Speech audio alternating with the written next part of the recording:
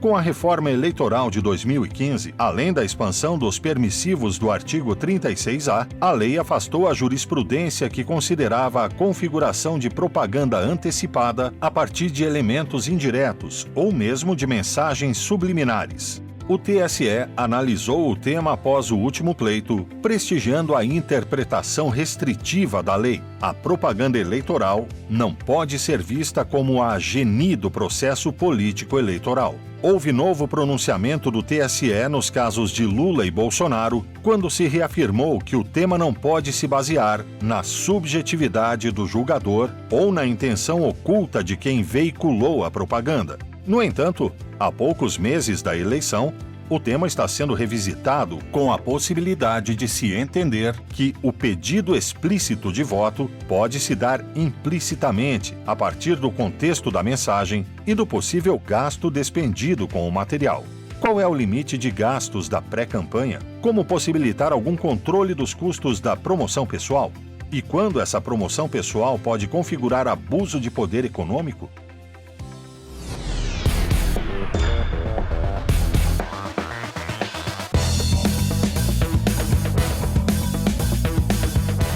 Olá, bom dia a todos. Bom, primeiro, antes de mais nada, estamos um pouco atrasados. A gente vai tentar manter tudo dentro do tempo aqui, porque, afinal de contas, né, a gente tem horário para cumprir. Isso já fica como um recado para os três aqui. Vou ser duro com os horários. Mas, antes de mais nada, a gente também queria avisar que a gente fez um motim aqui e vai tentar não seguir muito o que estava previsto ali na orientação ali dos tempos, mas no fim, ao fim e ao cabo, a gente vai seguir o tempo máximo estabelecido. Os três ali antes combinaram entre eles e a mim resta seguir. Então, começamos com a palavra do ministro Henrique. Obrigado. Eu fiquei feliz porque tem 59 minutos ali, então eu posso falar bastante, depois a Carla fala. O debate aqui é sobre propaganda antecipada. A legislação brasileira, todo ano ímpar, ela é alterada, porque no ano par se faz eleição. A cada eleição, essa discussão vem. A cada momento histórico, o TSE teve uma posição ou outra no sentido, vamos caracterizar a propaganda antecipada somente aquela situação em que a pessoa se apresenta como a mais apta a exercer o cargo, faz menção às eleições, faz menção à candidatura. Em outro momento, se criou, inclusive, a propaganda subliminar, que, particularmente, eu sempre fui contra, porque não existe, cientificamente, a propaganda subliminar. O que sempre se quis dizer que seria propaganda dissimulada, porque, examinando o contexto da propaganda, se chegaria à verificação de que aquela pessoa desejava passar uma mensagem de que seria candidato ou não. Isso é muito complicado, porque isso depende muito de quem está ouvindo. Todo o discurso ele é composto por quem fala e por quem ouve. E quem ouve interpreta o que está sendo dito. Então, se eu passo de uma preconcepção de que aquela pessoa é um possível candidato, qualquer coisa que ela falar, eu vou achar que é propaganda.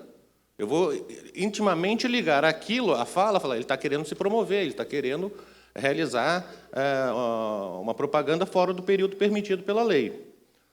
Por que a lei tem um período? A discussão constitucional, que é o fundamento constitucional, a igualdade de chance para que todos comecem a propaganda no mesmo dia. Por que esse período é tão curto? Também, segundo vamos dizer, a doutrina, isso seria para reforçar a igualdade de chances. Por que é na prática? Para economizar dinheiro. A única coisa que se faz e que se pensa é isso. A partir do momento que a pessoa é escolhida como candidata em convenção partidária, isso eu já ouvi de vários políticos experientes, não tem lei, não tem nada que segure aquela pessoa. Ela já foi escolhida pelo partido para ser candidato. Então, ela tem direito de, ou pelo menos se entende no direito de sair falando o que quiser como propaganda eleitoral. De certa forma, vamos dizer, um teatro que a gente vive. Desde o início do ano eleitoral, todos os institutos de pesquisa registram o nome das pessoas que vão concorrer ou possivelmente irão concorrer nas eleições. As pesquisas eleitorais são registradas na Justiça Eleitoral. Tem um documento oficial formalizado, protocolado perante a Justiça Eleitoral, dizendo que fulano, ciclano e beltrano têm a seguinte intenção de votos, depois, quando se publica o resultado da pesquisa, para o cargo de presidente da República, governador, senador, seja o que for. Todos os jornais discutem e falam sobre isso, discutem sobre os problemas internos dos partidos políticos, indicando fulano quer ser candidato. Não, agora fulano não foi bem nas pesquisas, então o partido está pensando em trocar por ciclano. E assim vai. Todo mundo fala, mas o próprio candidato não pode falar nada, porque se ele falar alguma coisa, se chega à conclusão de que ele está fazendo propaganda antecipada. Esse tipo de jurisprudência que existia lá atrás, e eu fiz parte, eu formei com essa jurisprudência, no início eu fui contra. A partir do momento que aplicou a primeira decisão nesse sentido, a regra para mim sempre foi, se pegou um, tem que pegar todo mundo.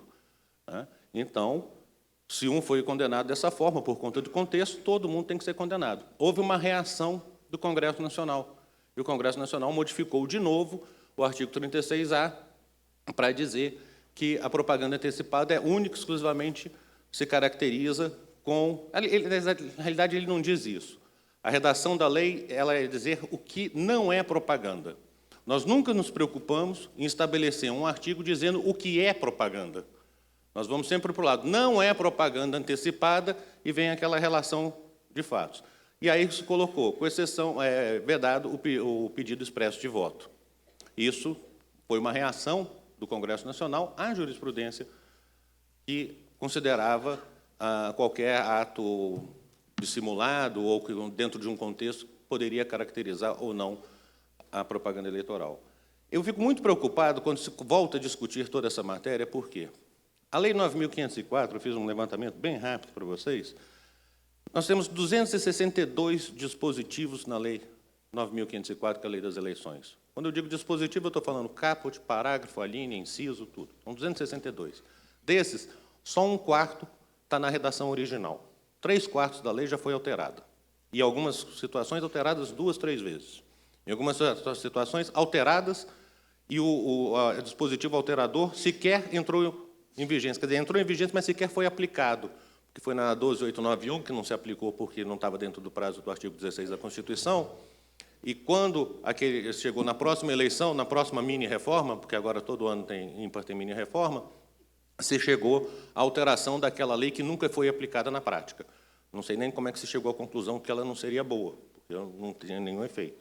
Mas o que nós temos na lei hoje também, só na parte de propaganda, considerando só o capítulo de propaganda, nós temos 13 permissões. 13 permissões do que é possível ser feito na propaganda. Nós temos 21 permissões controladas. Pode, desde que não ultrapasse tantos centímetros quadrados, desde que não fique a tantos metros disso ou daquilo. E aí nós temos 36 proibições. Se você somar as permissões e as permissões controladas, dá menos do que o número de proibições.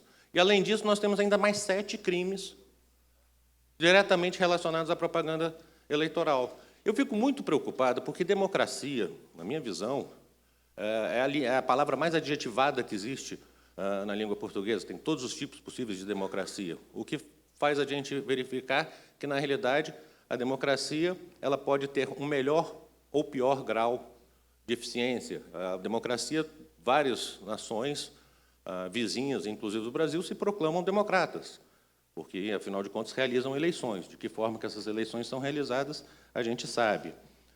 Mas 2 pilares fundamentais, informação e transparência. Direito à informação e liberdade de expressão. Os 2 pilares fundamentais. Se a gente começa a proibir tudo, se a gente veda tudo, tudo está proibido, como é que o cidadão pode exercer os seus direitos? Como é que ele pode votar se ele não sabe quem são os candidatos? Quando a gente fala, não, a propaganda é a parte do financiamento, a Carla vai falar, não, dinheiro público, alguém disse hoje de manhã, nós vamos entregar o dinheiro público na mão dos políticos. Esse dinheiro público é fundamental, não é para o político, ele é fundamental para o eleitor. Se o eleitor não tiver acesso à propaganda, como é que ele vai escolher? O problema da participação feminina na política era esse. Lançava-se candidata, mas não dava dinheiro, ela não fazia propaganda. Ah, mulher não vota em mulher, coisa mais estúpida que se pode dizer. Porque não vota porque não sabe que é candidata.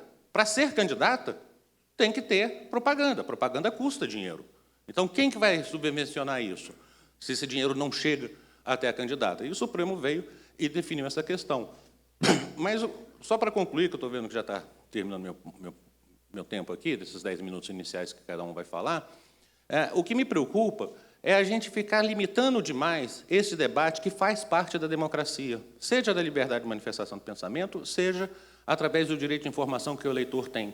Eu comparo muito, por exemplo, a eleição americana. Todo mundo elogia a democracia americana, apesar dela ter também seus defeitos. Todos os senhores aqui ficaram sabendo pela imprensa que a Hillary Clinton disputava o cargo, a indicação do seu partido, assim como Trump disputava a indicação do seu partido. Foram feitas várias prévias, cálculos. Tudo isso foi com cobertura pela rádio e pela televisão. No dia que eles foram escolhidos e indicados nos seus partidos políticos, o que equivale à nossa convenção, aquilo foi transmitido, eu assisti ao vivo pela CNN. Imagina uma convenção partidária sendo transmitida ao vivo no Brasil. O partido está extinto, o candidato está cassado, uso indevido de meio de comunicação social, violação à proibição. Aqui a gente tem a transparência da convenção. Em 24 horas eu tenho que dar o resultado. O que é mais democrático? Eu acompanhar todo o processo, todo o debate, por que se chegou àquele resultado, qual foi a posição, qual foi a ideia que prevaleceu, ou eu simplesmente saber qual é o resultado em 24 horas? Quer dizer, a gente tem que ter, de certa forma, muito cuidado nesse tema, de começar a limitar, e principalmente, é a última consideração que eu faço, quando a gente começa a limitar como é o título desse painel. O caso Lula e o caso Bolsonaro. São grandes nomes, com repercussão em todos os cantos. Mas, como eu disse, o que for definido para eles será definido para todos os candidatos.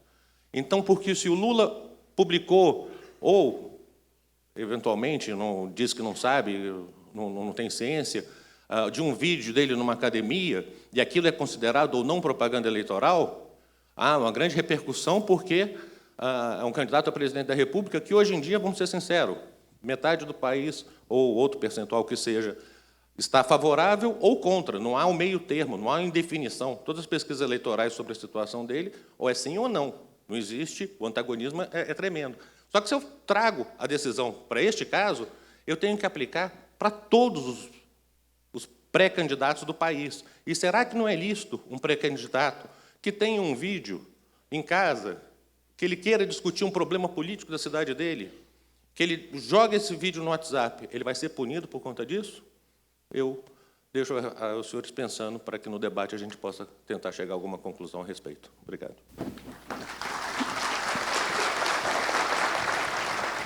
Obrigado, Henrique. Bom dia a todos. É um prazer sempre maior falar em casa. Ontem, antes de ontem, pensando um pouco e organizando um pouco as ideias para conversar com vocês, a primeira coisa que me veio à cabeça era saber se nós deveríamos ou não controlar a propaganda antecipada. E eu fiquei algum tempo nessa dúvida, porque, ao mesmo tempo em que tenho receio de um controle exacerbado, como colocou o Henrique, a experiência na advocacia eleitoral me trouxe que não há área nenhuma no direito onde a criatividade é maior para burlar a lei do que no direito eleitoral.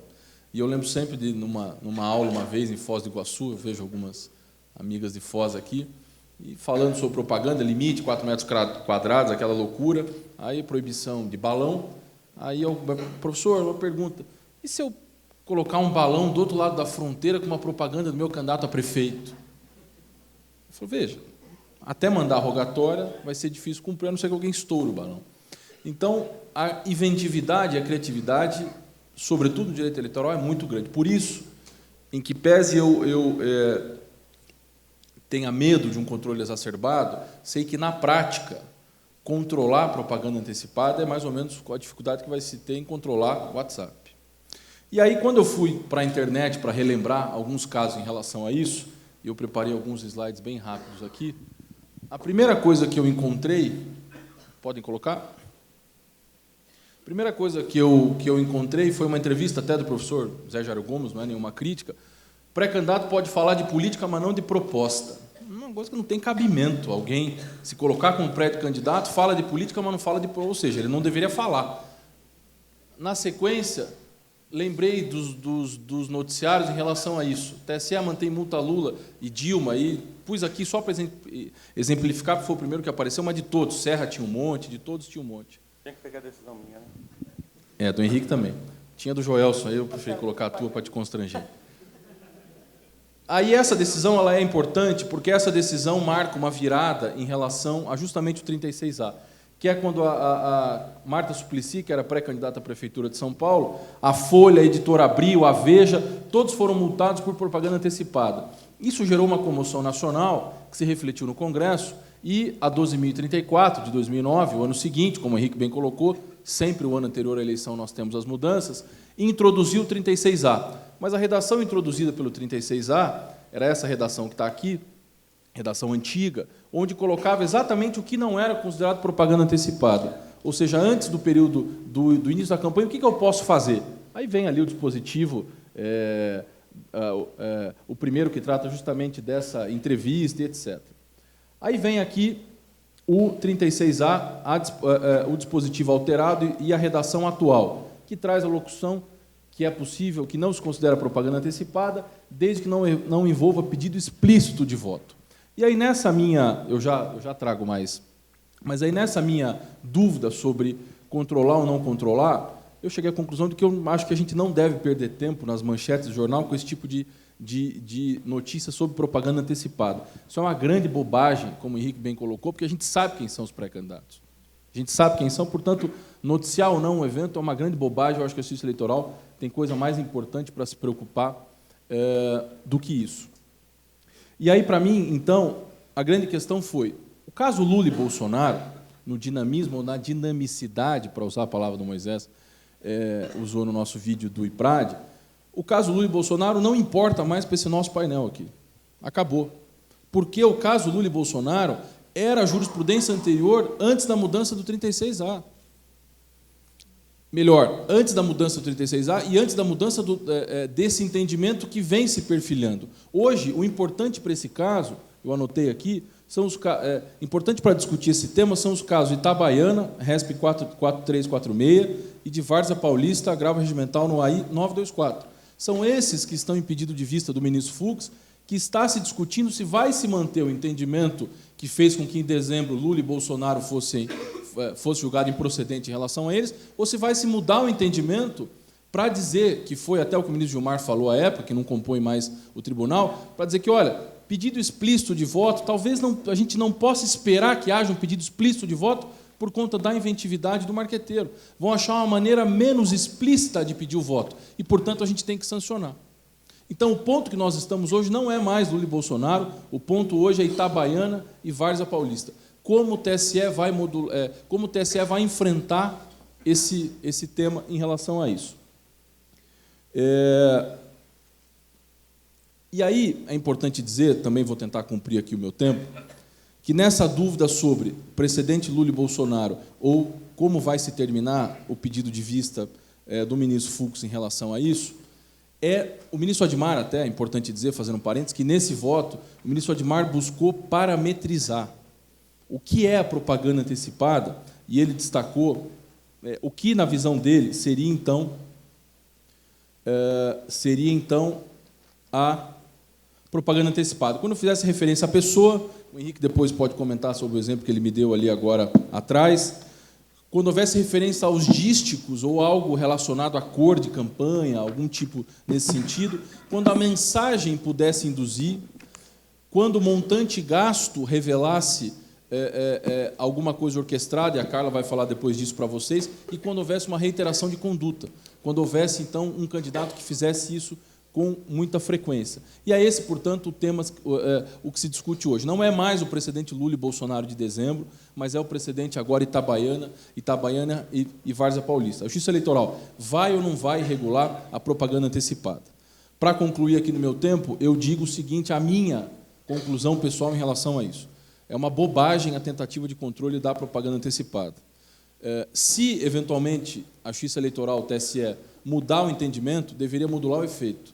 porque todo mundo vem se dedicando ou vem com essa orientação em relação ao texto literal do 36A. Não havendo pedido explícito de voto, não se considera propaganda antecipada e podem mudar nesses dois precedentes que eu já disse para vocês. Para mim, então, se é uma bobagem essa discussão, entrar no mérito sobre a mensagem, sobre a característica, porque nós sabemos quem são os pré-candidatos, nós deveríamos coibir muito mais a parte financeira, deveríamos muito mais saber quem está financiando aqueles gastos, quem está pagando essa propaganda antecipada, até para regulamentar. Ou seja, é muito melhor regulamentar o tema do ponto de vista de quem está custeando aquilo, já que o 36A, nos outros incisos que eu não pus aqui, trazem diversas situações onde o partido pode fazer onde o partido deve custear. Então, é muito melhor a gente fazer análise por conta de vista financeiro e não do ponto de vista do mérito da propaganda. E também, já para terminar, e aí eu volto depois para tratar disso, é muito melhor a gente, se não tratar disso só do ponto de vista financeiro, mas do ponto de vista do abuso, já que é possível também coibir isso por meio de abuso, e aí, quando eu tiver a oportunidade de falar das questões, eu trago sobre o abuso. Obrigado.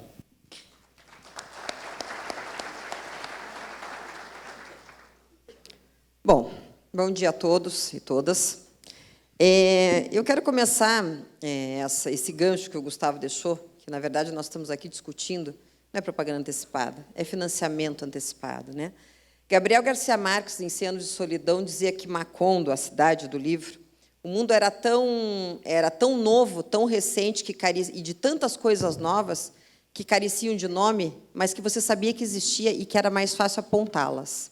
É mais ou menos assim como nós vivemos o chamado, que para mim é bizarra a expressão, chamada pré-campanha. Primeiro que, para mim, pré-campanha não existe. Então, por isso que tem que apontar o dedo. Por que eu fiz a remissão aos 100 anos de solidão? Porque você sabe que está ali, mas você não consegue delimitar. E por que não consegue delimitar? O que é pré-campanha, gente? Qual que é o período? Quem que se arrisca aqui a dizer? É 3 meses, 6 meses, 8 meses, 2 meses? Qual é o período de pré-campanha? Não existe pré-campanha. Ponto 1. Não existe. Quando você rotula uma coisa que não existe, você cria problemas que não existem. Certo? Toda a legislação, o Henrique bem pontuou. Nas últimas mudanças que nós tivemos, em 2013, 2015, 2017, todas as mudanças que nós vemos tendo foi para restringir a propaganda eleitoral, restringir o período de campanha em prol, ou em nome de, uma restrição de custos, para que a campanha se tornasse mais barata. E isso oriundo do quê? De uma série de escândalos de corrupção, onde o dinheiro público vinha integrado numa estrutura de poder para reeleger e reeleger estruturas próprias. Então, a gente vem lá no Mensalão, foi quando começou, quando o Mensalão estourou, nós tivemos a primeira grande reforma no setor de propaganda, de redução de propaganda, e quando eu falo propaganda, é divulgação de nomes de candidaturas. Falava o Henrique, qual o objetivo da legislação? Por que nós discutimos aqui no Congresso os limites da propaganda antecipada, seja nos casos Lula e Bolsonaro ou em outros casos, ou os limites do financiamento nesse período? Por que nós discutimos isso? Porque o nosso objetivo, pelo menos em sonho ou utópico, é que os candidatos tenham igualdade de oportunidades na eleição, para que o eleitor, ele sim o destinatário da norma, para que o eleitor possa escolher o melhor candidato, que ele possa ter opção de escolher o melhor candidato. Se ele não tem divulgação, se essa divulgação é restritiva, porque custa caro, ou porque nós temos uma estrutura que privilegia quem já tem mandato, você tem que ter uma válvula de escape. E esse é o fato. Nós temos o que se convencionou chamar de pré-campanha, e o que eu chamo de período que antecede o registro eleitoral, e aí nós vamos poder ter condutas alcançadas até no ano anterior à eleição. Então, nesse período que antecede o registro de candidatura, e, obviamente, o ano da eleição ele é mais concentrado, é claro que a legislação deixou isso em aberto, e os tribunais, especialmente o TSE, alguns TREs discutindo especificamente o tema, têm que deixar isso de uma maneira solta. Por quê? Porque, senão, não há opção ao eleitor a escolher novos nomes além do que já está posto com o mandato. Por quê? Porque as pessoas que detêm o mandato, elas têm um privilégio natural, elas já obtiveram o mandato. E não é só de estrutura que nós estamos falando. A estrutura é um dos fomentadores disso, que vem ao tema que me traz, que é o quê? Aonde que há o grande problema do período pré-registro, seja ele lá no ano passado, seja ele no ano da eleição? É o financiamento, né? Então, qual é o problema? O problema sempre é o candidato que detém mais recursos financeiros em detrimento daquele que detém menos. Então, sempre quem detém mais recursos vai ter mais possibilidade de divulgação da sua campanha. Essa é a lógica. Eu escrevi um artigo até na Gazeta do Povo, aqui, do meu amigo mediador Rogério Galindo, que lá trabalha, dizendo que quem detém dinheiro sempre tem mais vantagem em relação ao outro, independente do sistema eleitoral que esteja posto, independente da legislação que se tente seguir. E isso é fato. O dinheiro sempre traz mais vantagem àquele que tem a mais. E a legislação tenta coibir isso de uma forma ou de outra. E o que acontece agora nesse período? Nada, na verdade, né? Diz a legislação que pode-se fazer reuniões, encontros, atos da sociedade civil, desde que custeados pelo partido. Muito bem. Aonde que eu vou verificar esse custeio? Lá na prestação de contas partidária. Lá eu vou ver onde vai estar a conta. E, muito bem, e os atos que o candidato faz por conta? Como que ele viaja? Como ele abastece o carro? E se ele faz uma campanha na internet? E se ele contrata toda uma estrutura? E o excesso de impulsionamento? Inclusive, nós até brincávamos aqui, acho que o Valber até comentou no painel anterior, que o Ministério Público de Minas Gerais lançou um considerandos, e determinou que os candidatos de Minas Gerais se abstivessem de fazer atos de pré-campanha que gerassem custo. Bom, eles têm que ficar em casa, então. Né? Eles não podem acessar a internet, porque até a internet tem custo. Custa por mês. O presidencial que for, o candidato à presidência que for para lá, tem que cumprir o que o promotor da cidade determinou. Exatamente. Eu queria ter a autoestima do Ministério Público. Seria maravilhoso. Eu queria ter essa autoestima do Ministério Público. Revogar a legislação. Mas ele não é autoridade, tem que cumprir o que a autoridade fala. Pois é, exato. Então, veja, é isso que nós temos. Por que isso tem acontecido? Por que o Ministério Público de Minas Gerais, nesse surto, fez essa determinação? Porque nós estamos com uma coisa solta correndo e o problema é o de sempre. É o problema que foi no mensalão, é o problema que nós vimos das operações de combate à corrupção nos últimos anos que escancararam um sistema de retroalimentação de dinheiro público dentro das campanhas eleitorais. É o financiamento. Sempre foi e sempre vai ser.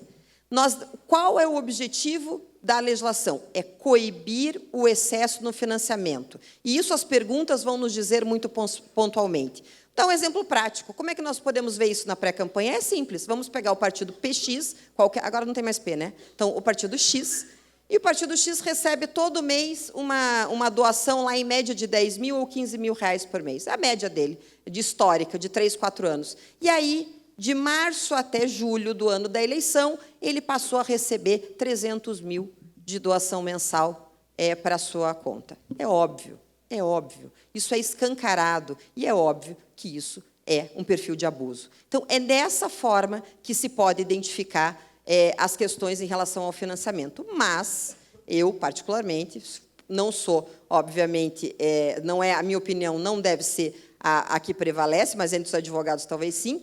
Eu acho que isso tem que ser feito sempre no caso concreto e sempre com muita parcimônia. Por quê? Porque o objetivo é dar ao eleitor a maior amplitude e transparência possível na escolha do candidato, para que ele possa saber que não existem só aqueles candidatos que já detêm mandato e que já detêm por conta própria uma exposição maior, para que ele possa ter a opção de buscar, fora dessa estrutura, também um bom candidato. Então, eu termino a minha fala inicial aqui, deixando para as perguntas o nosso real debate. Muito obrigado aos 3 expositores.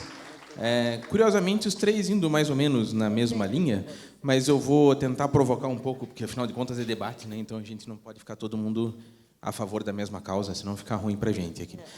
Então, eu queria começar pelo seguinte. Vocês todos deram a entender que o motivo que leva o legislador a diminuir a campanha é reduzir custos. Me parece que isso pode ser uma meia-verdade, né? Porque, no fundo, por exemplo, o professor Emerson Servi, aqui da Federal, sempre fala que as mudanças na lei eleitoral são feitas, na maioria das vezes, para beneficiar quem já tem mandato, né? Quanto mais curta a campanha, menos chance tem aquele que não tem a estrutura de 20 funcionários do gabinete, que não tem a verba de representação, que não tem a estrutura na mão. E se os políticos que fazem a lei eleitoral também proíbem o maior número de atividades antes da campanha, eles estarão beneficiando a si próprios, já que os outros não poderão se apresentar antes. Ou seja, será que a gente não está, na verdade, achando que o propósito dessa legislação de pré-campanha, ou de algo que não existe com esse nome, a gente não está disfarçando, na verdade, um intuito de reeleição que já está, desde o começo, posto pelo legislador? O Juscelino dizia que a Câmara é uma casa de vitoriosos. A grande discussão no debate de sistema eleitoral é como é que a pessoa que foi eleita por um sistema vai achar que aquele sistema é ruim. Poxa, mas o povo sabiamente me escolheu. Como é que isso pode ser ruim? Por que eu vou mudar? A questão da restrição da propaganda eleitoral, eu te dou um outro dado. Nós vamos ter 35 dias de propaganda de rádio e televisão. 35 dias, considerando o programa em bloco, nós vamos ter 12 minutos e meio, na hora do almoço e de noite, para todos os candidatos a presidente. Sendo que ainda é revezado, então, na verdade, por exemplo, um candidato a um cargo vai ter 18 dias. Não, porque no domingo não tem bloco. Então, vão ser 15 programas. 15 programas dá 175 minutos. Então, a informação que você vai conseguir ver todos os candidatos ao mesmo tempo, que seria o mais perto no debate, fora o que a imprensa vai fazer, significa que o eleitorado terá que escolher os seus próximos 4 anos, desse momento tranquilo e pacífico que o país está vivendo, em 175 minutos de propaganda eleitoral. 3 horas. O Guerra nas Estrelas tem mais que isso. O Henrique é o ministro mais aritmético do TSE, que botou o estagiário para contar os 262 dispositivos da 9504. Não, eu contei. Tem um negócio no Word que você põe lá, que você clica, ele aparece e conta. Agora, a moeda para os dois lados. Só falar uma coisa, um exemplo prático. A imprensa também tem que ter um certo cuidado disso. O Gustavo falou uma coisa certíssima. Eu sabia que ia sobrar para mim. Não é. É a mesma coisa que noticiar sequestro, para não incentivar. Eu lembro em 2010, eu sempre falava esse exemplo, mas agora eu já estou fora do tribunal, posso dar exemplo. O Lula vai, para lançar a candidatura da Dilma, vai lançar um petroleiro, não sei aonde, no Nordeste, 30 pessoas lá.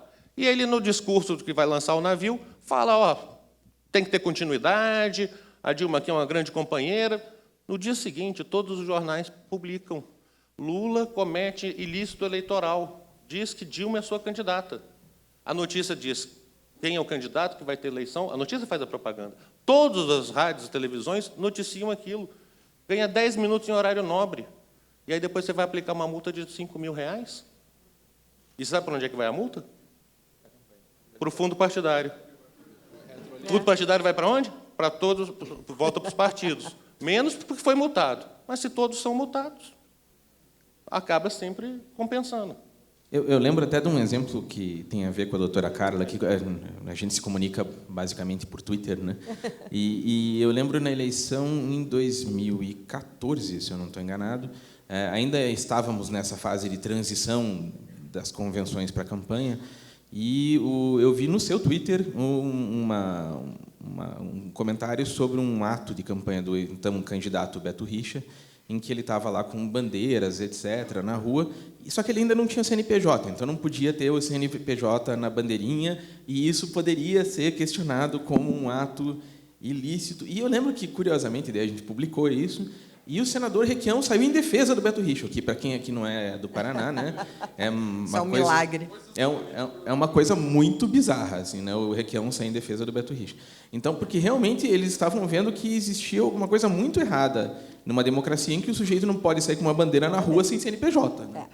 O problema é o regramento, né? Esse regramento absurdo que nós... A área de financiamento e prestação de contas é coisa para maluco. Vocês sabem, se vocês não advogam nessa área ou se vocês nunca adentraram a isso, tirem 3 dias, que é o que vocês precisam para ler a resolução de prestação de contas, contratem 2 contadores do seu lado e vão tentar entender como é que funciona. E isso é um absurdo, porque a restrição da propaganda, como bem disse o Henrique, como disse a primeira pergunta, a restrição da propaganda ela só beneficia quem está no cargo. E isso vale para todos os níveis, gente. Não é só para governador, não é só para presidente. Isso vale para todos os níveis. Né? E esse não é o objetivo da legislação. O objetivo da legislação é o destinatário final da norma é o eleitor, então eu quero proteger o eleitor, mas, ao mesmo tempo, eu tenho que dar a opção ao eleitor de ele ter todo o conhecimento do sistema e do melhor candidato para ele escolher. Então, nós vivemos essa guerra diária entre vamos restringir os gastos, porque nós não queremos mais caixa 2 ou estrutura de corrupção, ou que o candidato mais rico leve vantagem. Essa é uma utopia das pessoas, né? Eu brinco, temos um candidato aqui no Paraná, não vou mencionar o nome dele, é um grande amigo meu, que é muito rico, talvez um dos homens mais ricos do Brasil, ele não consegue ser eleger vereador. Se dinheiro fosse bom, ele era presidente da República, se dinheiro fosse o essencial. Mas, claro, deve haver uma ponderação, né? Aquele é o check and balance, né? Você deve balancear e ver aonde isso qual o princípio mais grave ofendido? É a legitimidade do voto ou é a liberdade de escolha do eleitor? Essa é uma discussão que todos nós devemos fazer aqui nesses 3 dias de Congresso. O que nós queremos, né? Nós temos juízes, nós temos promotores, nós temos advogados. Qual é o melhor equilíbrio para que, efetivamente, no Brasil, a eleição possa refletir essa revolta que nós temos do eleitor hoje, né? O eleitor está com ódio de todo mundo. Ele cortou e fez um ódio geral. Alguns odeiam mais A, outros odeiam mais B, mas o ódio é geral. Ele disse, esse pessoal não me representa. Ué, mas eles nasceram por brotamento? Na cadeira do Congresso? Não. Então, nós temos que estimular que esse processo possa ser mais claro ao eleitor. Acho que é importante, não é necessariamente um gancho disso, mas um outro tema que eu anotei aqui para a gente falar. Eu só falar só uma coisa aqui que a Carla estava falando. Você já me fez demitir. Tá, não, vai. Agora Depois eu falo no final, vai. Não, eu queria só puxar um outro gancho aqui, que eu fiz 2 anotações de temas que eu acho importante a gente falar, em relação a esse tema especificamente da pré-campanha. Mas as proibições da campanha antecipadas também para a pré-campanha.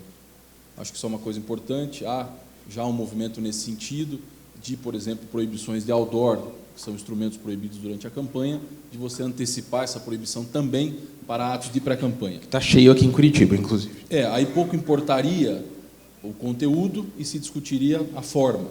Então, acho que essa é uma coisa importante. O Zílio tem destacado bastante isso. Há decisões também de alguns tribunais em relação ao tema.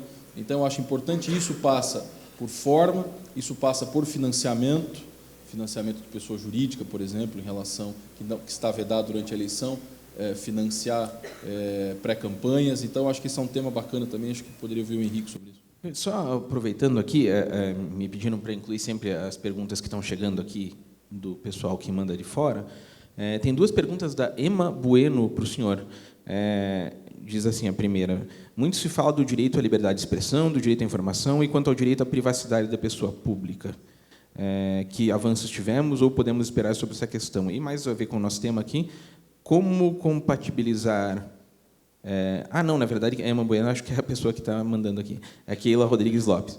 E a segunda, Milton Dota Júnior. Como compatibilizar propaganda antecipada e abuso do poder econômico antecipado? Eu acho a questão da privacidade da pessoa pública, eu sigo muito a doutrina italiana, que diz que a pessoa, quando ela passa a exercer um cargo, ela ganha uma zona de luminosidade que, naturalmente, ela não teria. Essa luminosidade exige que tenha uma transparência maior e, muitas vezes, se vai a atos da vida privada daquela pessoa, mas o certo seria ter, pelo menos, esse ato com alguma relação ao exercício da função. Não é saber o problema amoroso, a briga de casal, mas se naqueles amigos no jantar teve alguma conversa que poderia comprometer o exercício da função ou não. Mas é um tema ainda muito em aberto e totalmente subjetivo, porque é a mesma coisa do abuso, é o que eu fico falando. Durante muito tempo, o abuso, a gente falava que tem que ter potencialidade. Potencialidade, na realidade, até tinha um caráter mais objetivo, porque era aquilo que tinha potencial para atingir a eleição, ou seja, causava reflexo à normalidade e à legitimidade, que são as grandes regras de um pleito. Só que, de qualquer forma, o que causa reflexo ou não já tem um caráter subjetivo. Mas aí, para tentar melhorar a objetividade, colocaram uma palavra que é pior, gravidade, sem definir o que é gravidade. Quando você fala de lesão corporal, está lá estabelecido o que é leve, grave e gravíssima. Justiça eleitoral, gravidade, é o que o tribunal entender que é. O alfinete tinha um símbolozinho do partido. Isso é uma grave quebra da isonomia entre os candidatos está cassado. Quer dizer, é possível. Em determinado momento, quando se estabeleceram as condutas vedadas, se queria cassar uma pessoa porque tinha passado, o fax tinha utilizado uma folha de papel timbrado no verso, que era rascunho. Eu fui advogado desse caso, e foi por 4-3 que se chegou. A questão é que tudo vira um subjetivismo. E aí os dois precedentes que você citou, Itabaiana e Várzea Grande, que são uma grande discussão, tem um dado muito interessante.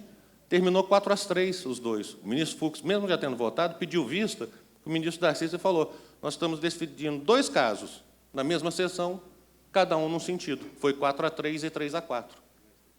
Então, o ministro Fux pediu, não, vamos ver aqui, vamos tentar, pelo menos, dar um mínimo de segurança jurídica e uma orientação única que seja do tribunal. Você modular nesse caso, vai decidir quando? Não sei se volta agora. Não volta para trás. Não vem, não tem como. Você vai modular as próximas, você vai servir de precedente para julgar o que já está ajuizado, mas não vai servir como orientação aos atores da política. Um dado relevante disso é que até o ministro Tarcísio coloca em relação a esse precedente, que ficou claro que é uma medida reativa do Congresso Nacional, a jurisprudência do TSE. E agora é a reação da reação. É a reação da reação. É a reação da reação. Mas o mais estranho é que aonde poderiam ter reagido, não reagiram. Que era na resolução, não reagiram.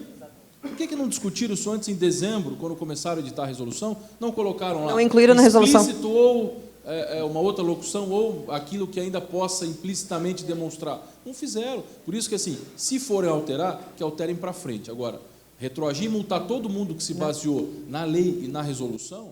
Veja, só puxando um gancho do Gustavo ali, eu até separei aqui uma decisão do ministro Eudório Fernandes, na verdade, uma decisão liminar, mas é só por causa do texto, que é justamente sobre o Bolsonaro, uma das muitas ações de propaganda antecipada, de outdoor, que esse é o grande questão. Então, nós estamos trabalhando sempre com uma linha. O que pode na campanha, pode na pré-campanha. O que não pode lá, não pode cá. Mas não pode outdoor na campanha e na pré-campanha, nós não estamos tendo essa delimitação. Porque foram os amigos que fizeram ou porque não tem pedido explícito de voto. Mas veja só, o texto. Brasil acima de tudo, Deus acima de todos. Bolsonaro pela honra, moral e ética, fulano de tal Bahia. Esse é o texto do coisa. Diz alguma coisa? Não. Se você não conheceu o Bolsonaro, se for de fora, você vai entrar aqui e vai dizer isso não diz nada, né? Não diz nada mesmo. E eu também não acho, eu confesso que, como propaganda antecipada, acho uma bobagem.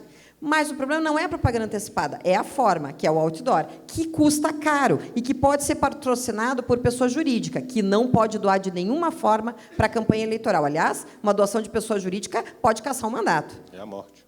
É a morte, né? É o desterro e sem chibatadas. Tem que distribuir para o diretor. Então, esse o nosso grande ponto. Eu concordo que, como propaganda antecipada, inclusive é uma bobagem, porque a multa é de 5 mil, ou talvez um pouco mais alta, então a propaganda antecipada, nesse caso, é uma bobagem. Mas nós temos que tomar cuidado para, numa mudança eventual futura, dizer assim, mas não pode outdoor. E quanto custou esse outdoor? Esse outdoor custava R$1.000 a cada 5 dias, e quanto isso custou no total? E aí nós caímos na gravidade, e aí nós temos uma cassação. Doutora Carla, numa AIME. Deixa eu interromper aqui, até porque tem a ver com o que a senhora está falando. Chegou uma pergunta aqui do Paulo Ferraz. Ele pergunta se a senhora entende, especialmente dirigida à senhora, se a senhora entende que os gastos da pré-campanha devem ser somados aos gastos da campanha para se chegar ao teto, ou se isso não se mistura. Paulo, veja, a pré-campanha não existe. Então, como é que eu vou somar gastos de limites de uma coisa que não existe a uma coisa que vai existir depois? Eu escutei esses dias, não confesso... Talvez vai existir depois. Que talvez vai existir depois. Não vai me interromper. Veja só. Esses dias eu escutei um advogado de São Paulo, não me lembro o nome, gente, acho que nem conheço ele, numa entrevista no rádio, dizendo o seguinte, não, eu tenho orientado os meus clientes a gastar só o dobro do limite do que está previsto para a campanha. Se fosse a metade, eu entenderia. O dobro? Da onde ele tirou esse número? Né? Então, assim, como é que nós podemos tirar um número? Então, não existe. Por quê? Porque não existe esse controle. Esse controle deve ser feito no partido e sempre, gente, sempre, no caso concreto, analisando-se em termos de abuso. Pode alguém ser cassado, um mandato obtido lá em outubro, por uma conduta que praticou em março, por excesso de gastos da famigerada pré-campanha? Pode.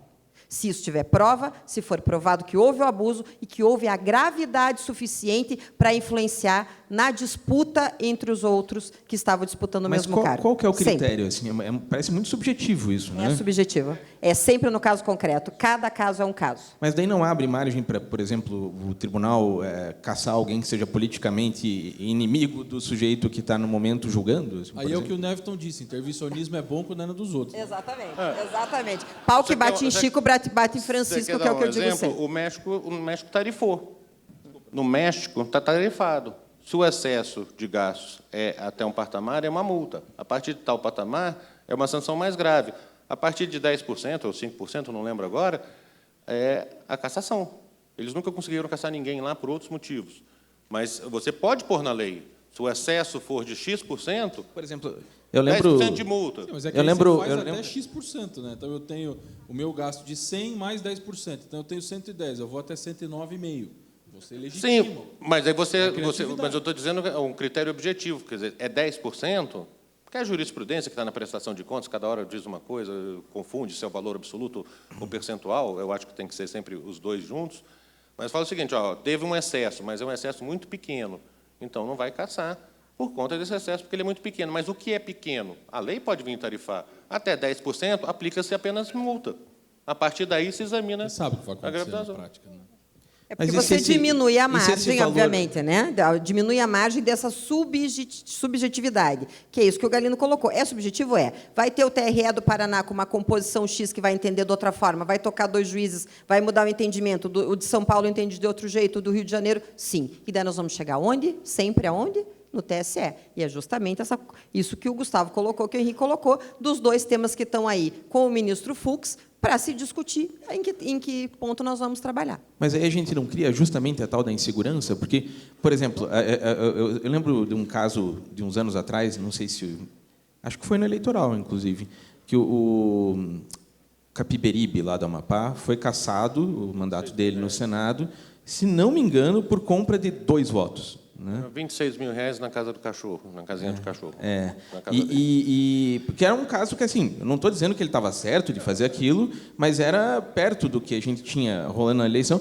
Na verdade, assim, o que eu queria perguntar é o seguinte, tem uma brincadeira que é assim, se você tiver um carro da CETRAN, aqui, que é a Secretaria de Trânsito, né, aqui de Curitiba, andando atrás de você, por mais que você seja um motorista cuidadoso, se ele andar meia hora atrás de você, você vai levar uma multa. Vai levar uma multa. Porque todo mundo acaba cometendo um deslize por querer ou sem querer, não tem jeito. No eleitoral, me parece que é assim também. Não tem uma hora, se você fiscalizar, tiver alguém dentro do comitê do candidato, ele, sem querer ou por querer, alguma coisa, um fax vai estar lá com qualquer alguma coisa errada. candidato, dormindo, você já terá cometido algum ilícito eleitoral, não tem dúvida. Não tem, isso daí, quer dizer, se você for levar ferro e fogo, por isso que a aplicação da lei tem que ser, e aí sempre se interpretou que tem que ter um mínimo de proporcionalidade e razoabilidade, que não quer dizer simplesmente justiça, é aplicar uma norma deixando de aplicar outra por conta do valor, do contexto do que está sendo ali em jogo. Essa coisa que foi a pergunta que foi para a Carla, que eu queria dar o palpite, é o seguinte, gente, não mexe em mais contabilidade de custos, não.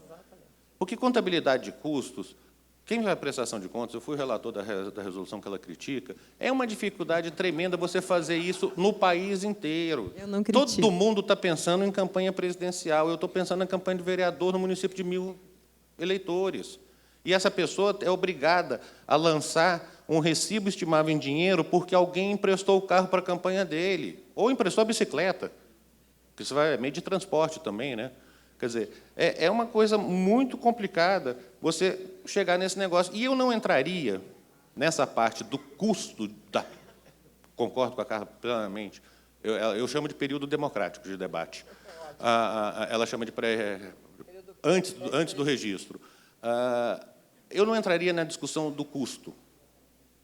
Custou R$5.000 aqui, custou R$2.000. Isso aqui é um problema? Outdoor. Grande clássico das aulas de direito eleitoral de propaganda antecipada. Outdoor, Dia das Mães, não tem referência à candidatura, não tem nada, não caracteriza propaganda antecipada. Aniversário da cidade. E se for outdoor do Dia dos Pais, que já no meio da campanha? Quer ver um outro tema? Põe Põe para mim o slide aqui, Tá eu vendo? trouxe mais um de outdoor sobre Deixa eu propaganda só terminar nesse ponto. Eu não faria o problema no custo. Aí é que eu acho que a gente tem que começar a trazer algumas definições mais precisas para o direito eleitoral do que é publicidade, do que é propaganda e do que é marketing eleitoral.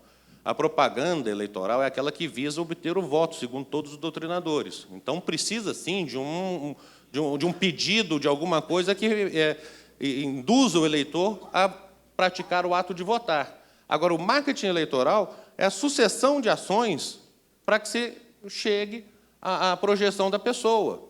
O que nós temos que ver é que o abuso está ligado não à propaganda, ele está ligado ao marketing.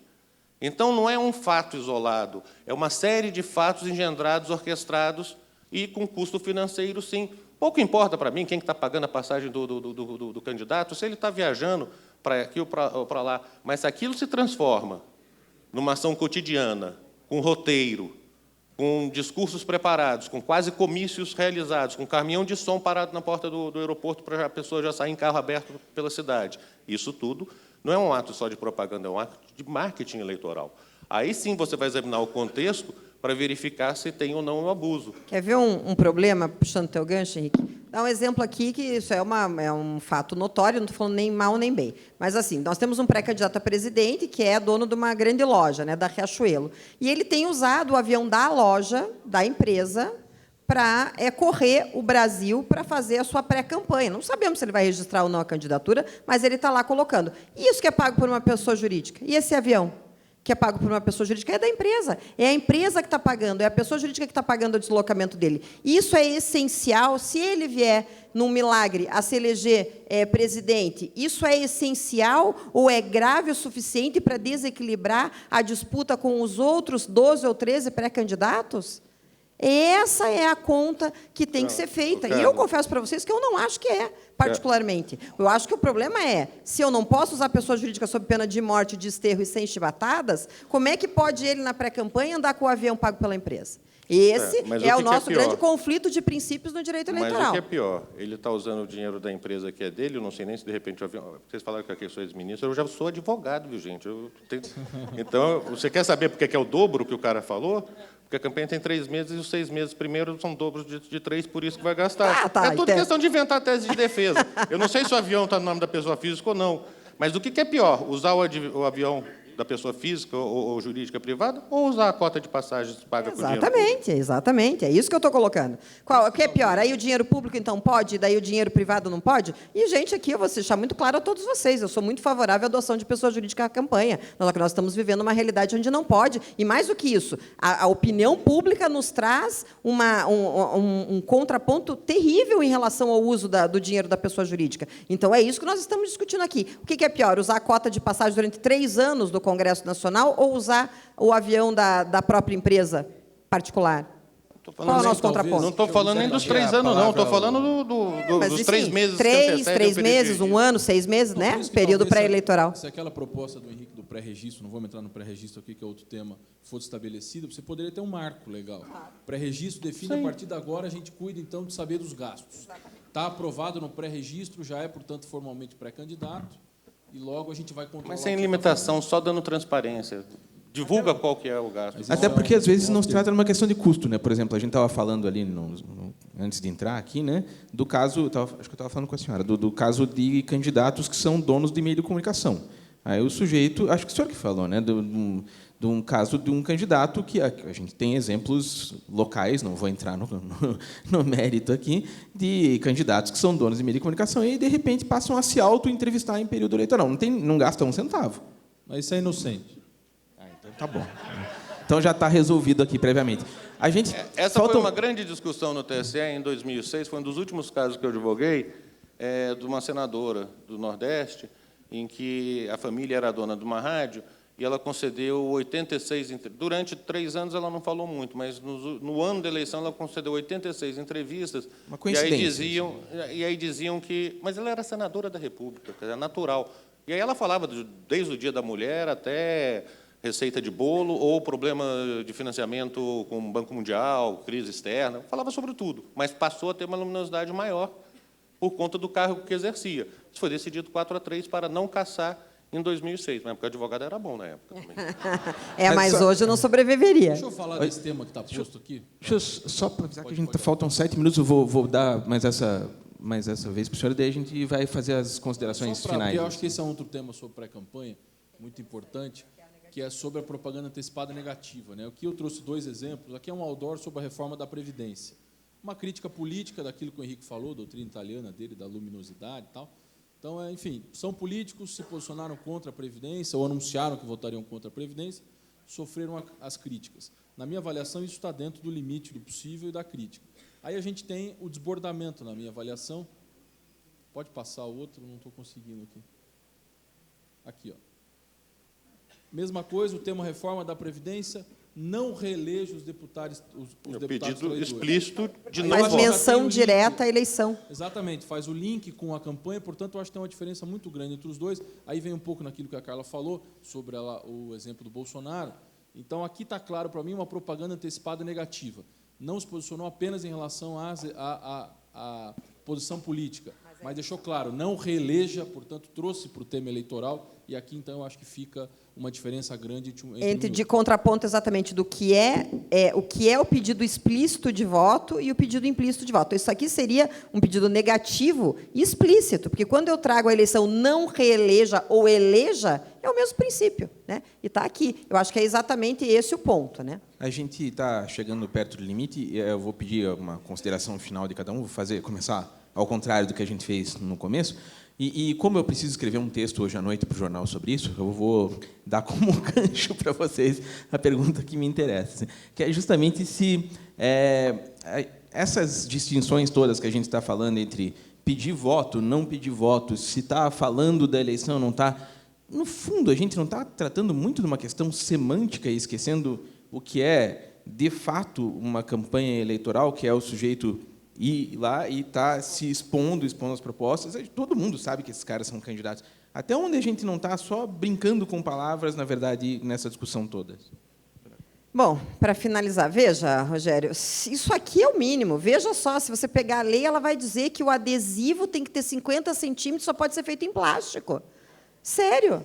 O que isso importa para uma boa eleição e escolher um bom candidato, que o adesivo esteja de 50 centímetros em plástico? Ou que não exista mais placa, que só pode ser um adesivo na janela lá do teu apoiador? Ou seja, nossa legislação ela fica se reescrevendo, escrevendo bobagem para não tratar do principal, que é justamente estabelecer um bom novo sistema, especialmente no que tange a financiamento. Já disse para vocês, eu sou favorável ao financiamento de pessoa jurídica, acho que não é esse o nosso problema é cultural, né? E aí uma cultura não se muda do dia para a noite. Nós estamos numa época de terra arrasada, eu costumo dizer nas minhas palestras, estamos em terra arrasada. Vamos ver o que vai surgir disso nas eleições gerais desse ano. E, para isso, nós estamos aqui discutindo como que a população hoje, que está avessa à política e aos políticos, como se traz essa população de novo a participar do processo eleitoral.